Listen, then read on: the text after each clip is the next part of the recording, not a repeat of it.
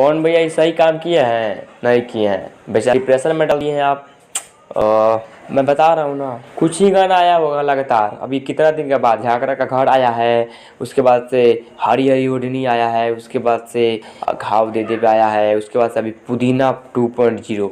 जी हाँ, इतना बड़का बड़का धमाल। जो इंसान पूरा सालों साल एक्टिव रहता है, नाम नहीं रखेंगे, सालों साल एक्टिव रहते हैं लेकिन फिर भी कुछ नहीं होता है, किसी पे कुछ इफेक्ट नहीं होता है। लेकिन भैया 1 ही महीने का एक्टिव हो गए, सारा पावर दिख गया ना। इसीलिए बोला जाता है पावर यही ला शुरू होला और यही जा खत्म भी हो जाला। क्यों किससे पावर ले जाई भाई, तो लागेला मिर्ची लागे सुने लगा बाद में। तो जो रियलिटी है वो रियलिटी है कि अभी तो भाई पुदीना गाना पे आपके पावर स्टार ने रील्स बना दिया है।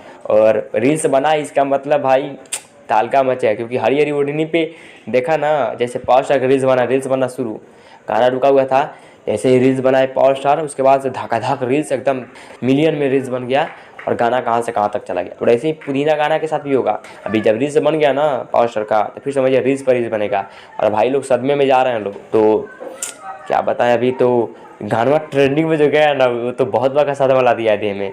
2 घंटा में ट्रेंडिंग में, भाई साहब इतना ज़्यादा प्यार कौन देता है यार किसी को।